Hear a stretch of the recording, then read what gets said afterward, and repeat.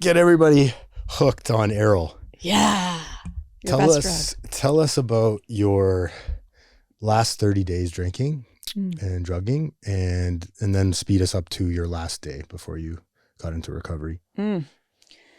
Last 30 days. I was toying with the idea of getting sober. I was getting progressively more blackout drunk and alienating more people in my life. So I was with somebody at the time that was just like chronically pissed off with me.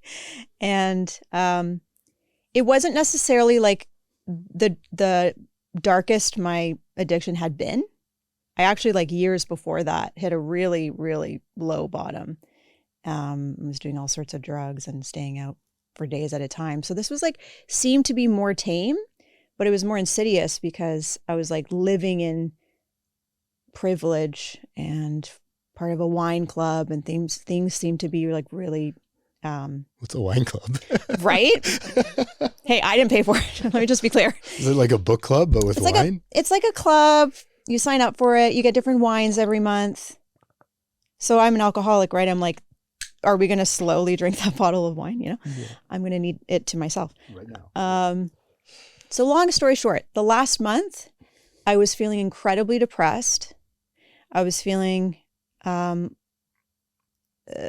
was definitely getting more blackout drunk. I was puking all over the place. I was fighting with my partner at the time all the time. I was feeling more and more isolated, and I felt like I was going to die. Like I was like, I'm either going to take myself out, or I'm going to keep doing this thing forever and slowly die that way. And it was only like literally the day I got sober that I was like, or here's a third option. I could stop. I could try again because I had tried before. So cut to, I'm in the shower. I just projectile vomited red wine all over someone's like really fancy carpet. Oh, carpet. Carpet. Oh. Brand new, really expensive carpet. Projectile, exorcist style, everywhere. They're pissed off at me. I'm in the shower. This is like every alcoholic's story, right? Sobbing, sorry for myself. I can't do this anymore. And I literally said, I need help. I just need help. And it sounds so woo-woo, but literally something shifted. I was like, oh, I'm actually ready. I can't go on. So I don't know if that makes any sense, but that's how it felt. And then, so I'm just thinking the importance of all that seed planting before. I know we talked about this in your episode before, but all those, and I'm using this in quotations, failed attempts. Yeah. That people think like, what's the point of this? And people are going through it right now. I'm just going through the motions, and I'm going to rehab again, and I'm going to a meeting again. And that, I would argue that came into play this time around because you had those seeds to pick up and say, I know my first step at least.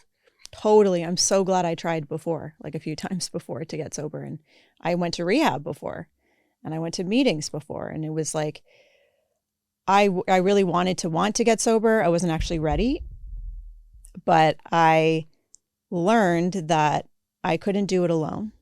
I learned that if I was going to try again, I would need to actually like make recovery the priority, not like a part-time thing. And I knew what to do. I need to ask for help. I need to be humble. I'm desperate enough. I'll do what it takes this time. So I'm so glad I had those experiences. Like, you just need to learn. You need to be ready. Yeah. Right. And all that information is sort of laying dormant, but it's there. It's not complex problem, like complex equations to a solution. You said it perfectly. Like, I need to act against my better judgment, against my better judgment and against my best thinking. Yeah. Mr. Recovery Person or Mrs. Recovery Person, you're telling me you did this. I'm just going to, whatever. I'm going to just try it. I can't figure it out on my own. Yeah. That was my journey. Great. Now that you're qualified to be here, you brought a list of things to talk about today. Where do we start? What's something that you want to, I don't know, where do you want to start? Let's jump us off with. I think something that's coming up a lot with the clients that I'm working with that are in addiction is this theme around grief. like they're thinking about getting sober or they're in early sobriety and they're like, is it okay to say I really miss drinking? And I'm like, yeah, yes, we don't talk about that enough. Yep. You're supposed to be over it now and be like, it was all bad. It was all bad. The truth is, and this is in my experience too, there were some good times. There were lots of good times before it got really problematic. And it was also, I was in an abusive relationship with alcohol at the end, but there were good moments in that relationship, and letting go of booze or substances for a lot of us feels like a death. It's like, oh, this buddy I had that went with me to weddings and helped me through breakups and helped me do my exams or my taxes. Like I don't have that anymore. And it's gone. And I'm glad it's gone because now I'm a better version of myself, but I miss it. I love this topic. And I recently did a podcast on this too, because I couldn't agree with you more. Time and time again, and not everybody, most people will go up either to a podium or in a rehab or across the table at coffee and tell you, I don't miss it. It was horrible. It was this, it was that. It was killing me. While all those things might be true, two things can be true at once, right? Where it's like, yeah, I lost my best friend. I lost my higher power, my God. I lost that person that was there when no one else was there. Yeah. I can turn to. And financial problem, I don't like this. Drink, do drug, gone.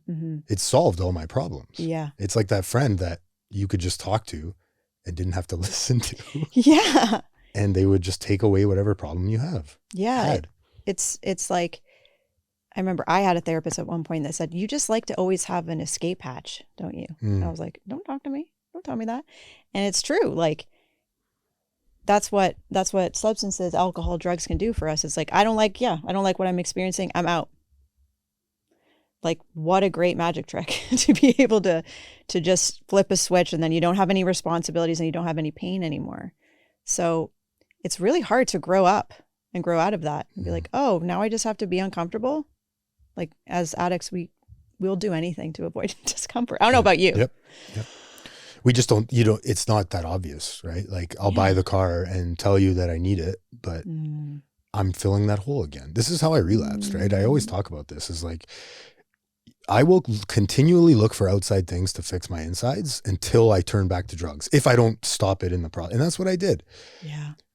The job, the house, the better body, right? The steroids. Like I got all those things. And let me tell you, I've been at the top of my physical game as much as any man could be. And I still wasn't happy. It still didn't do it. Right. So what's next? Well, ADHD medication. Now we're talking. Right. And then I had cultivated enough secrets up until that point. The important thing, I think, is the worst thing you can do when it comes to this is not talk about it. 100%. Right? Yeah. And pretend that it was all bad. And I'm a bad recovery person if I tell you that I miss drinking. Yeah. Right? I'm doing it wrong. Yeah. Which is not true. Yeah. And it makes people feel isolated or ashamed or like there's something wrong with them or they're not doing recovery right. And the truth is it is complicated. I use that term like abusive relationship intentionally because that's what it is. And a lot of abusive relationships don't start out abusive. Why would you be with that person from the get-go? It's actually kind of romantic usually.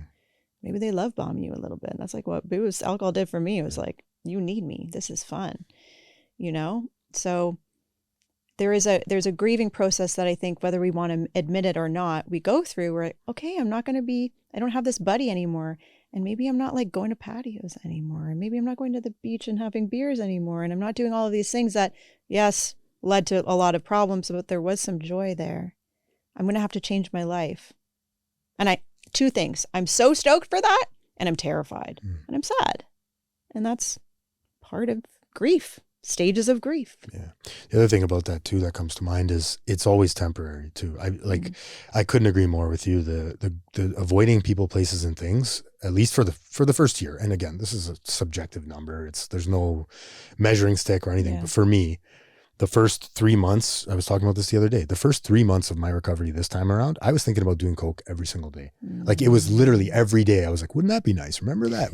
And what did I do? I called my mentor and I told him, I feel like doing coke right now. And like, even though everything in my brain was telling me, don't tell him that, it's embarrassing, you know? He's going to think this about you. Right. I just did it and it worked. I got through it and it wasn't easy. And I was angry a lot of the 3 months. I was angry. I remember meeting with my therapist and she, like, I wouldn't even look at the camera because I was so pissed off to just be sober again and I had 7.5 years. Like, this should have been easier. Yeah. Right. This time around, I know what to do. This should have been easier. And it wasn't. It was hard. And so I think avoiding the place, people, places, and things in the beginning for however long that looks like for you. I don't know, find somebody and confide in them. And for me, it was at least the first year, maybe 6 months, but is important. And then that's not to say that you're never going to do that again. Yeah. Because I do all those things now. Totally. Right. Yeah. That's a really important piece. Like I go out and dance at night. Can you believe it? And I like go to parties when I want to. It turns out I don't actually really like parties when I'm not drinking, but funny, right? I'm doing all the things I want to do that feel good. I'm not living in a cave, but there was a period of time where I had to protect myself and be like, if I'm honest with myself, is it smart to put myself in that position, in that environment? Do I need to really test myself? No, we don't need to be strong.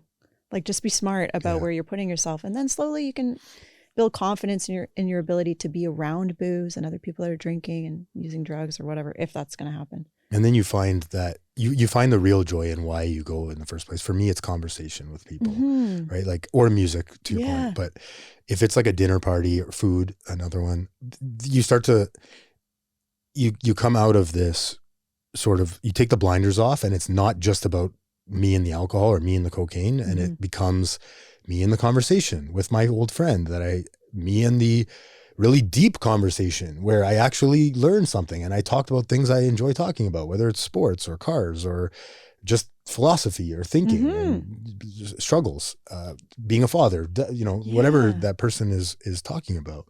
And you start to find the joy in those things, but it takes time. Yeah. I think I realized in all the times I was drinking and using drugs, at some point when I was out and about, that's what I was actually seeking is connection with other people. I mean, there was plenty of times where I isolated and I was using by myself, but when I would go out, it's like, I really just want to have deep conversations. You know, when you're drunk or high, like 7 a.m. kitchen talks. Always go, we're going to change the world. Yeah. I'm ready to start 5 companies tomorrow. It's always a company. Yeah. I got this great idea for an app. Yeah, exactly. But you take all that away and it's like, that's exactly what I was seeking. And I can do that so much better when I'm sober. I can have those connections and create a business and actually make it run and work. And then remember them. And remember the ideas. Yeah. I love that. I love this idea. So it's like grieving the old version of yourself that used alcohol or drugs to cope with everything. That buddy. I like, it's a good analogy.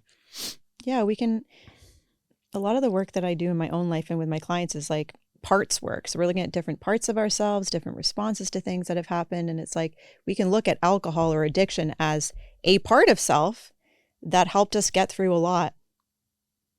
Like I look back on my journey and I think, would I have survived the death of my dad at 18 without drugs and alcohol? I know it sounds bizarre, but like, I actually don't think I would have. I think I would have taken myself out. I had no other tools. I do now, but I look back on that time and I think, yeah, there was crazy amount of trauma and loss and pain, and it helped me for a little while. Yeah. So I can actually have gratitude for that part of me and not hate it, not shame it and go, yeah, it served a purpose for a while. It no longer does, but I'm thankful for it. Yeah. What do you tell? So you're seeing that a lot with the clients that you're working with, who are mostly women right now. Yeah. Right. What do you kind of, I don't know, what do you tell them right off the bat? Like, what are the sort of skills that are working? Yeah. When it comes to like letting it go, I guess like in the moment when I'm having that crisis. Yeah. When you're having that crisis, when you want to use. Yeah.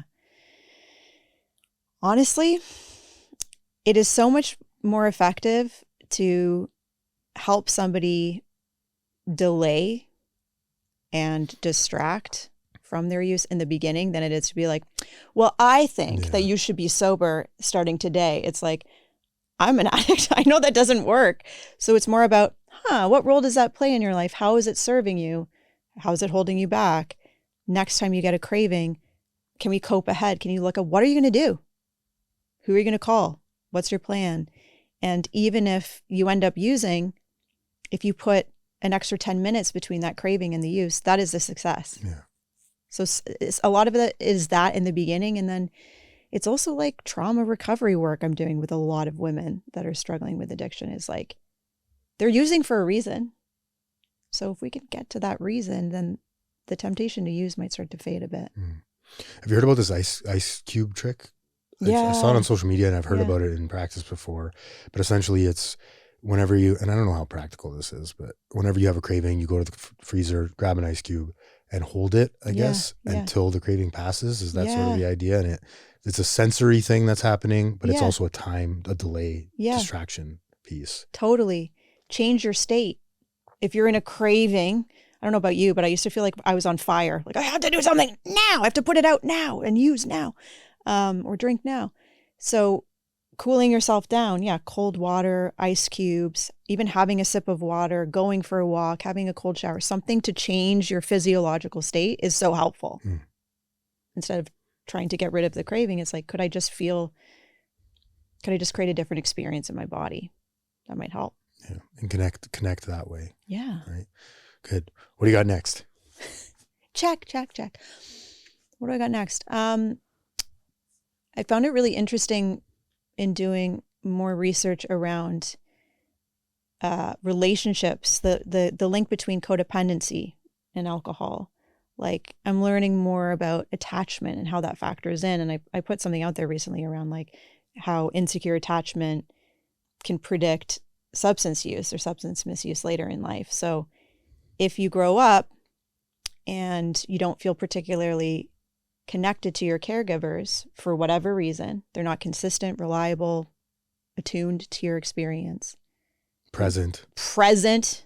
If you're like me, maybe one of your parents is in active addiction.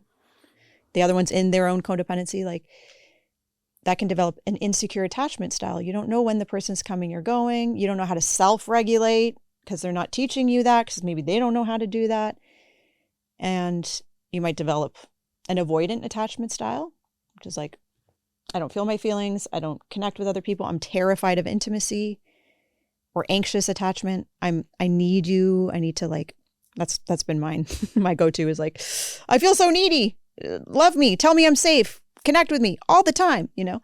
And there's other insecure attachment styles, but that develops from, I don't feel safe in relationship with another person. I don't trust that they're going to be there for me. I don't know how to be with myself. And so you can imagine that lays the groundwork for somebody to seek regulation and a sense of peace externally.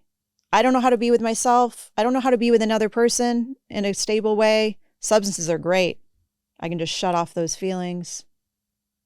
You know, I have a magic solution to this. That imaginary friend. We said it right at the top. Like it's that perfect buddy that no one has to know about. Yeah. Too. Yeah.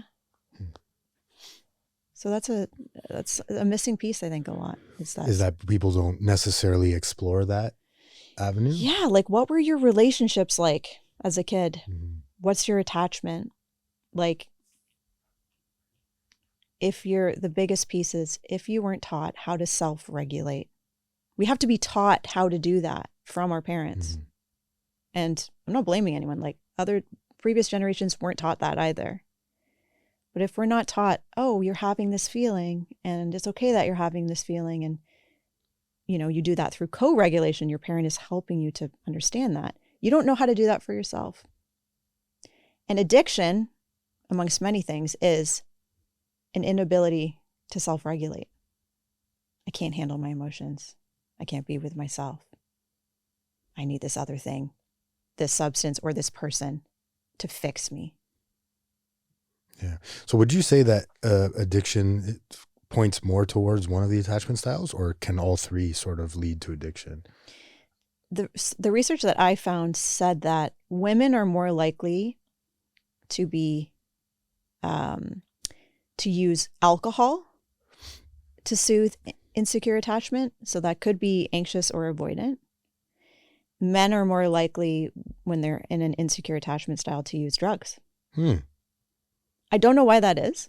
And it just said drugs. I think it said illicit drugs. Right. So they're, and this goes back to the whole debate of, I think people choose certain drugs for their personality matches it. Yeah. I always found the creative types, the sort of more sensitive artist types to like heroin and opiates. Mm-hmm. Whereas the people like myself that I don't want to say like craved control. Maybe that's true, but I think a lot of us kind of want, maybe not. I wanted control. Yeah. And that's why I liked stimulants, because it let me, I could exactly measure out what I was going to get from them. It would put me in command of the room. I felt I was getting attention from everybody, or I didn't even care about attention. It was more so I could control it and I could map it out. And I felt it gave me the confidence to exist in a room and talk. I'll say, like, of the people that I work with, the folks that are coming in with more anxious attachment tend to be women. I don't know why that is. I'm sure there's more research around that. The men that come in tend to be more avoidantly attached. And you can change these patterns, by the way, but these are it makes sense, right? Men are kind of conditioned to avoid feelings and suppress feelings. Yeah. Women are conditioned in that realm in a similar way, but that's what I'm seeing. And I know in my own experience that anxiety, like alcohol specifically, was really effective for bringing that down because it's a depressant, right? So it's insane that at any point in time I used cocaine because it's the opposite of what an anxious person needs. Yeah, I always found that when I drank, I was never chasing that calming effect. Every time I drank, I would just want drugs immediately. The thing that worked, that's interesting though, is that, this study, and I'll post it in the notes, maybe you can send it to me to look at for people that are interested, but men lead toward drugs and women. I wonder if it's also a social thing. Are men less worried about how they would be I'm thinking about the stigma behind drugs versus alcohol. Yeah. There's something there, maybe. Yeah. It's so interesting though, because I think in lived experience, like going to different meetings, you probably see like a pretty equal number of men and women. Mm-hmm. I don't know. Does that feel kind of true? Depending on the area, I guess. Yeah. I'll say this. I've never noticed there was more of one of anything. Yeah. Like one or the other. Yeah. So that probably tells you everything. Yeah. Right? But I'm actually not surprised by that. I would think, I've seen studies too, where it was saying that women drink more than men do. Mm-hmm. Now you see the data that everybody is overall drinking less, but the people who are drinking more. Yeah, right? That's and interesting. Think there's a whole other thing with now weed being more of the sort of, because let's be honest, they're not just not doing anything, right? The people who aren't going to use aren't going to use. Right. The people who are going to use are going to use something, in my opinion, anyways. Yeah, that's a whole like whack-a-mole thing. Is like I remember when I tried to get sober earlier in my life, I was like, well, I just won't drink, but I will smoke weed. Mm-hmm. That's incredibly common, right? Like, I'm not going to do this thing anymore and I'll do this thing anymore. And it's like, okay, if you can manage that, great, power to you. But if you're anything like I was, or like a lot of us are, that is simply you're just placing your attention on a different substance. You're replacing it, right? Like, I literally can't do any substance in a manageable way. Yeah, same. Zero. Even coffee. I'm not to nicotine. Yeah. Social media. Yeah. I've had to find out the hard way. I still have to find out the hard way every time. Totally. It's almost like you forget that everything is a substance, right? Or everything can be misused. Yeah, this is a drug. Here's phone, my addiction again. Yeah. This nicotine, this is a drug. Oh my God. I've lost my right to chemical peace of mind. Right? Oh, that's a good at the phrase. back of the literature that we read. I want to interject a topic before we go to your next one. I just thought of this now. What are your thoughts about, I'll say peptides as a whole, because this is a common thing that I'm seeing now. And I heard the other day, actually, Are you familiar with peptides before I? Not really. Okay. So Ozempic. Okay. Peptides are in our body, but they're for healing. They're for skin. They're for anti-aging. Right? Anti-aging. There's a whole movement coming on social media with these people that are buy my peptides, and a lot of it is. I do a whole episode on it, but a lot of it is gray market, and we don't really know where it's coming from and if it's tested. I'm more curious your opinion on the Ozempic side of things with body image and women, particularly in recovery. And I say women because I read a study the other day that women are actually using them more than men, which is surprising because there's a lot of bodybuilder peptides with strength and not eating and stuff like that. Are you seeing this in your practice becoming a problem with the weight loss and what are your thoughts on it maybe? Yeah, I wouldn't say that I'm seeing people, women specifically, that are saying they're using those drugs. I think it's in the ether, like Thinspiration is back. There's a lot of like incredibly malnourished celebrities out there. I'm seeing a lot of women celebrities that are looking really, really emaciated. And I don't want to shame any person's body type, but if you've seen a picture of them before and you're seeing them now, and it can be really, really shocking. And I've noticed that women who have a history of body image issues or have a history of eating disorders, a lot of them are being triggered right now. There might be a relapse like into old behaviors. It's also this, like, I'm in eating disorder recovery too, like long term. It's like, like itchy feeling, like, oh no, are we going back there? Like, you know, the cocaine skinny Kate Moss era. I thought we had advanced beyond that. There's a bit of anxiety about it right now, but I'm not seeing a lot of people talk about GLPs. They could be using them and not telling me. People keep things from their therapist. So that's what happened to me. I mean, it started with that, and I'm seeing it a lot now, and it concerns me. So the other day I was on Instagram, and somebody with a very big following I don't like the word recovery influencer, but it's better than like sober influencer. I don't know. I don't like the word at all. Yeah. The phrase. Somebody that posts about recovery. Yeah. Owns a treatment center, very big following in the US. He posted about his peptide experience.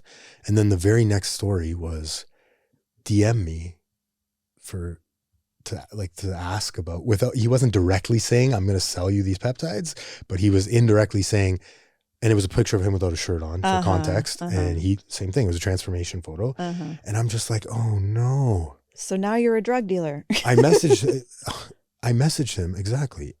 You're right, essentially.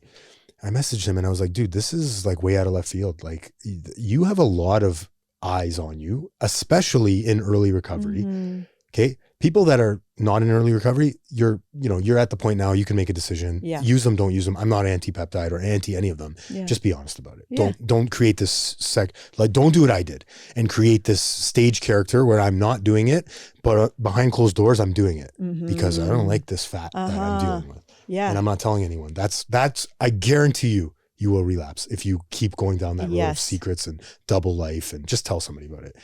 But if you're in early recovery, you just said it. That's the answer right there. This is the thing that's going to fix my problem. I'm so aware now of how much of an addict I am that I think people that get Botox and do that kind of work, amazing, like power to you. There's no judgment. I know myself that if I started, I would look unrecognizable tomorrow. You'd be like, who is that? I just know I take personal transformation to ridiculous levels. It becomes an obsession, whether it's a weight loss pill, Botox, friggin' diet stuff. Like I can't do it. So it's predatory behavior in a way to be somebody who's in the recovery field that is preying unconsciously even or subconsciously on somebody else's belief that they're not enough. I got a solution for you. It's right here. This will fix you. It's like, what do you mean? That is literally being a drug dealer. That is literally selling another drug to somebody who thinks they need it. Yep. And I couldn't believe he actually messaged me back because I must have triggered him, but because I think his very next message was, it's not mood or mind altering. Oh my But God. isn't it though? But I was like, take that out of the equation altogether. Right. That's not even the point here. Yeah. Absolutely. I agree. If it was mood or mind altering, like 100% no. Yes. You just justified it to me in a message. I'm like, dude, you know how this works. You sober 10 years, whatever it was.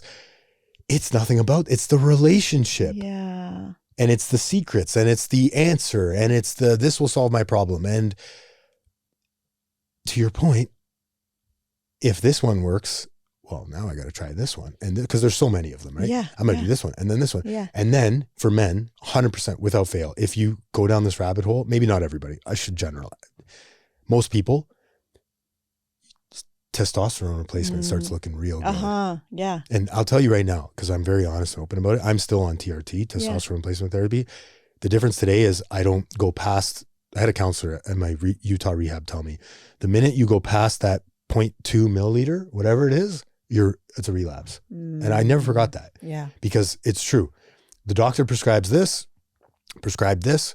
As soon as I go past that, now I'm delving into dangerous territories. Yeah. And so my point with all of this is, if you're going down this rabbit hole, it's only a matter of time before meth starts to look good again. Yeah. And that's where I go. Yeah. 0 to 100. Yeah.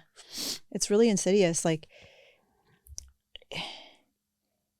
there's so much subliminal messaging. It's like you're seeing somebody who looks a certain way and has a certain lifestyle, and you want what they have, and I'll do whatever it takes to get it. That can work really well in recovery spaces, right? And when somebody's showing you that they've done the work and they're mentoring you, but and on social media, it's also like, well, I want the car and I want the house and I want the beautiful wife or husband or pet or whatever. So I'm going to do exactly what they do and completely leave my own body and my own experience and make this person my higher power. They have the solution. So it's all part of the same stuff. Well, not to mention, you don't see all the stuff they do to get to where they are. For sure. Maybe they like literally don't drink water. So they look so dehydrated and like jacked in that one photo. It's like, yeah. Or maybe they're completely on steroids, right? Maybe they're on that's steroids. a whole other problem that we get into. And again, it's like, I'm not anti-steroid or anything, but just be honest about it. No, that's a good point. I think it goes back to the whole typical adage of everything is not what it seems. Don't make assumptions. What's that phrase? When you assume, you make an ass out of you and me. I was going to say, be more curious, not judgmental. Oh, I love that. I think too. that's Walt Whitman. Yeah, I love that one too. Ask more questions. Stop assuming. Yeah. Ask more questions and check in with yourself. Like anytime I'm really fixated on fixing something about myself. Perfect. Yeah. I'm like, what's going on? Or if it's fixing something about my partner, what's going on? And I called myself out like not long ago with my partner. I said, I'm noticing, this is therapy speak, right? Excuse me. I'm noticing right now that I really want to micromanage you and tell you to do this, this, this, and this. And I think it's because I'm feeling out of control. I'm feeling so busy and stressed and I want to just fix you. And he's like, okay, don't. But thanks for sharing. It's like that. It's taken me so long and I don't do it all the time, but to go, what is happening inside of me that I'm trying to control my environment? I'm trying to change something about myself that doesn't need to be changed. Like usually I'm really stressed or I'm sad or I'm lonely. And it's like, that's the problem. And I have to sit with it. There's no quick fix for that. Yeah, there never is. The why, right? The why. Why am I seeking said solution? Yeah. And it's as simple as you can do it right now and test yourself. Are you going on Amazon random? Like I used to do this all the time. I've gotten a lot better. And this is why I think God has made me, I shouldn't say made me. This is why I'm going through this financial difficulty right now is because, hey buddy, you don't know how to save money. It's been a while since you've been budgeting. I'm going to put you through this thing to learn that you don't need the shoes on Amazon. You don't need the shoes over here at Nike. You don't need the blank on Amazon. You can test yourself today. Do I mindlessly go on Amazon to buy that I don't need, right? Yeah. Oh, I feel the call. I'm like sitting there, I'm like, is there anything I need right now? I'm like, I don't need any. I don't need, a new sweater. It's empty over there. That spot is very empty. I need some new furniture. Or do I need a new couch? Yeah. There's that's where the financial sobriety comes in, right? Emotional. It's all emotional sobriety at the end of the day, but it's like, I didn't get to a healthy financial place until the last 2 years. And that was rebuilding my relationship with money. Can I do the thing that I don't want to do, which is like save it and actually just put it all on my debt and like treat myself once in a while, but be very conscious about that? Can I have a conscious relationship with money? Yeah. And then when it comes my way, am I watching myself putting it where it needs to go? Am I being responsible with it? If that's happening, then I trust myself with money. I never thought I would say that. Like chronically broke, government support, barely could afford groceries. I know I'm doing pretty well. And that's come after some sobriety, some sober time, and rebuilding my relationship with myself and my higher power. Like, the other thing with money too is like to recognize it for what it truly is, and temporary one.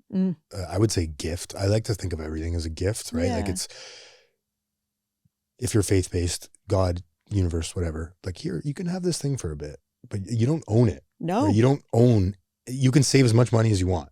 You're not taking it with you when you die. Yeah. You don't own it. It's a gift that you're holding on to. Use it however you're going to use it. Yeah. But remember that it's temporary. Yeah. It's energy, right? It's like, it can be this beautiful thing that allows us to build a strong foundation and then help more people. Right? There's also the like, I want to hoard it all. It's like, that's also having an insecure relationship with something. Yeah. So can we use it? Can we be grateful for it and be responsible for it, and then continue to circulate it, share it? Yeah. Right? Build experiences with it, memories with Yes. it, right? Vacations. Yeah. Those are the other things. Yeah. Good. I want to also say that you don't have anything written down. You're just remembering all this off the. I'm trying. These topics. Okay, so what's next? Good. I appreciate it. Now that you said that, I'm like, I don't remember. Course. I thought you were going to come in here with a big book or something. No, it was something about. We talked about body image. We talked about body image. Can I get my phone? Yeah, please. Okay. Oh, I remember what it was. All you needed to do was get up and go back down. That's right. Well, you changed your environment. I did. I changed my state. I thought about this and I'm like, I don't want to come off. Of course, I want to control how people perceive me, right? So I'm like, I don't want to come off as some man-hating, crazy, ultra-right feminist. Let's go. Fuck, man. I hate him too. The more I'm like investigating the patriarchy, the more rage I feel, number one. And the more I see how vital it is to be a sober person, but a sober woman. Because I think about how patriarchal systems are meant to keep us small. Mm-hmm. All of us. But it's also marketed to women in this particular way. Like mommy wine clubs and happy hours and going to the spa and having champagne. And, you know, there's this lifestyle that's marketed to women that's like, here is your relief. Here is your opportunity to be loved and make friends and all of this stuff. And what's behind that is, if you do this from a subconscious or patriarchal lens, if you take this substance, you're going to be weakened. You're going to be less powerful. You're not going to challenge the status quo. You're not going to use your voice as much, and you can't create any change. You're just going to be subdued, which is kind of what you want anyways, right? So if we want to create change and change the way that not only women are treated in the world, but like if we want to take up more space, we can't do that while we're numbing ourselves. And I'm just seeing that more and more, like personally. And so when you say numbing, yeah, just to conceptual, like to picture it in my head, the product that is doing that is the wine clubs, like explain that a little more. I'm a little fuzzy on that. Yeah. The product is alcohol is the main, like, you know, the alcohol companies that are marketing to women are marketing like, happy hours, mommy wine clubs, like spa days with your girlfriends. It's like, this is what women do. This is how we blow off steam. And that might be a part of it, but also like, this is how you keep yourself complacent. This is how you shrink yourself. That's the subconscious thing though, right? Yeah. The subtext, the result is, if we can just say on a basic level, you're not empowered. Quiet down. Yeah. Exactly. Yeah. Quiet down. Don't complain. Yeah. Don't make changes. You're feeling overburdened by being a mother who's running a household and also working. Groceries are expensive. Groceries are expensive. You're feeling burnt out. Here's some wine instead of like, let me help you. Like, receive more support. Let's change the, narrative about how women are supported in society and how it's actually really hard to try to do it all and impossible. So I'll give you a temporary solution and then you don't have to ask for more. It makes me mad. Yeah. What kind of ads are you thinking of, a particular marketing strategy or ad, or is it just like a generalization of? It's a generalization. I bet I could find some out here, but on the internet. But what we do see in general, it's marketed to all genders, all types of people, is escape. That's something that's really interesting to notice when you get into recovery, you're considering getting sober. Like, just notice how alcohol or substances are marketed to you. You'll see people gathering together and they're smiling and they're at the cottage or they're with a really hot girlfriend or boyfriend. The message is, happiness is over here. This is your escape. Yeah. Right? Experiences, you need this to connect. And one in particular is the Corona one where on the beach, right? We're sitting on two chairs and we're just cheersing each other, and that's life. Beautiful. Yeah. Like I need that. Yes. I'll need 400 of those. Yeah. To think that alcohol is necessary, where does that even come from? Why is alcohol necessary to enjoy that moment? It's literally not. But why do we think it is? Why do we think it is? I think part of it is like the advertising industry is really powerful. We don't look at that enough. We just take it at face value. Like, yeah, that looks tasty, that looks good.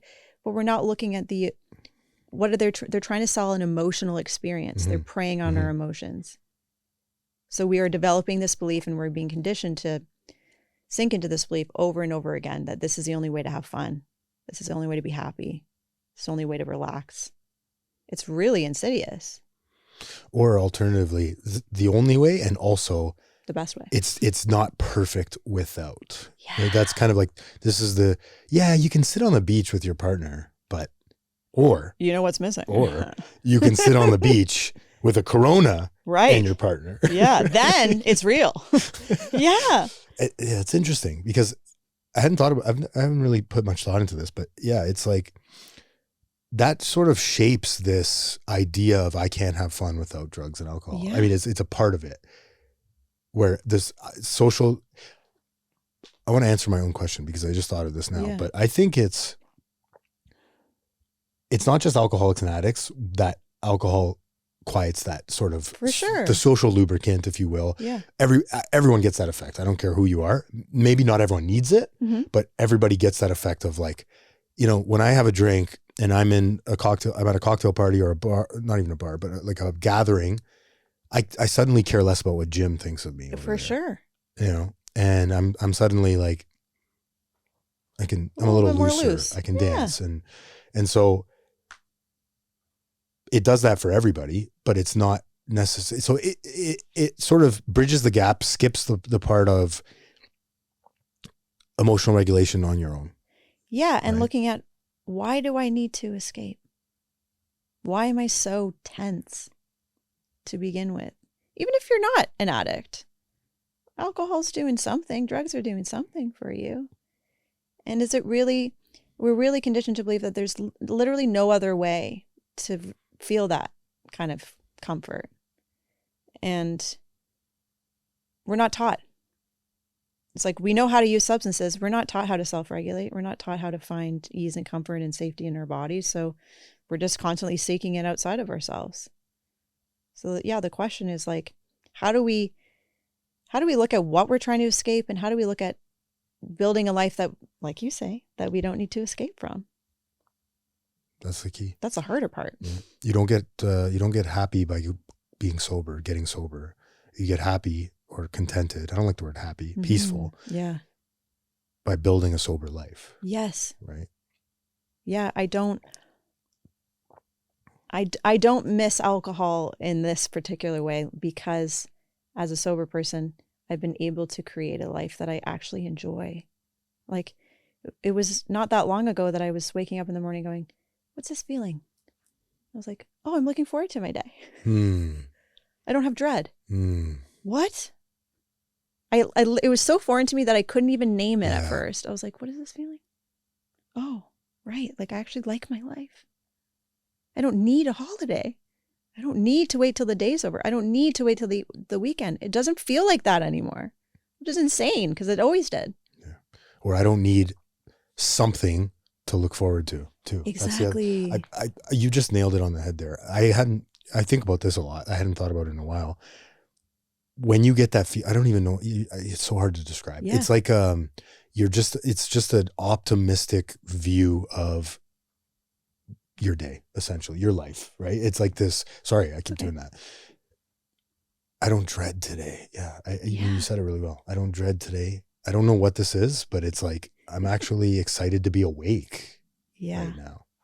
And an interesting thing, I've been thinking about this a lot too, is like, because I'll notice in myself that joy and that excitement, and there's still a little voice that's like, but shouldn't you be worried about something? Wait a minute. Don't get too excited. There's something to not so fast. Are you sure there's no fuckery around the corner? Yeah. That is a trauma response, first of all, waiting for the other shoe to drop, right? And I'm trying to unlearn that. I'm also just acknowledging that it's there. And I'm speaking to that part of me and going, yeah, I hear you. Like, we've had to be on guard for a really long time. And also, no matter what happens now, I have the tools and the support to get through it. So can I just relax enough in this moment? Can I let myself be serene? I'm going to try, but it's also really common for people in recovery, like, to not trust it. I can't relax because what if X, Y, Z? Too good to be true. Yes. I don't deserve nice things. I don't deserve nice things. So I'm going to subconsciously sabotage my life now. Or maybe I relapse, or maybe I create my own chaos because that's familiar. And then if I'm doing it to myself, I'm in control. Yeah. I can sort of predict what's going to happen. Totally. You can't. It's insane. The great irony of it is like, I don't know what's going to happen next. I always say this, but if we go out here today and have a drink outside, I don't know what's going to happen next. Yeah. Like, I don't know. I have a question to ask you. Yeah. Okay. Yeah. And then we'll end with this. Okay. If you had to give me the elevator pitch to emotional regulation. It's not if you had to explain it to somebody in an elevator.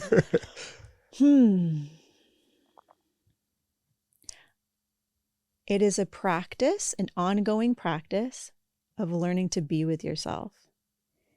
And it is a practice of turning towards what you are feeling instead of away from it. And not trying to fix it, not trying to make it go away, but being ultimately radically present with yourself. And there's tools to help us do that. But the ultimate goal is, can I be at home in myself no matter what happens? That's a kind of peace that we're all craving, right? I always say this. That's all I ever wanted. I never really wanted to just be, I think I want to be happy, right? I think that's what I want. But think about this. With happiness comes sadness. Yeah. How about we just look for middle peace? Yeah. In the middle. Yeah. That's it. When I'm at peace, my head's really loud right now. Okay. Huh. I'm doing that thing again, right? And to your point, the tool for me, that meditation has been so, especially lately, I haven't been working as much. I've had a lot more time off. Guess what? Now you have more time to cultivate a morning routine. Like, what a gift. And I do. I don't like it. I do enjoy it, but it's hard still, but I get up, I listen to a guy talk for 10 minutes and I watch my thoughts come up. Like, I'm still worried about this. And instead of judging it, it's like, okay, trains at a train station, just going through, because that's all they are. It never sticks unless I grab onto it. I forget who it was recently. I saw a quote that talked about how meditation just pauses your mind long enough to see that it's always telling you a story. So if you meditate or practice mindfulness, you actually just remember that you are not your thoughts. Yeah. Right? There's something that's happening to you, but you're the observer. That's such a superpower to be like, oh, I don't have to attach to that thought and let it destroy me. I never created it. It's not mine to create. Yeah. There's no center. There's no center. Yeah. Yeah. It's pretty cool. Love it. Thanks so much, Eryl. Thanks, I had a great Anthony. time. Nice to be back.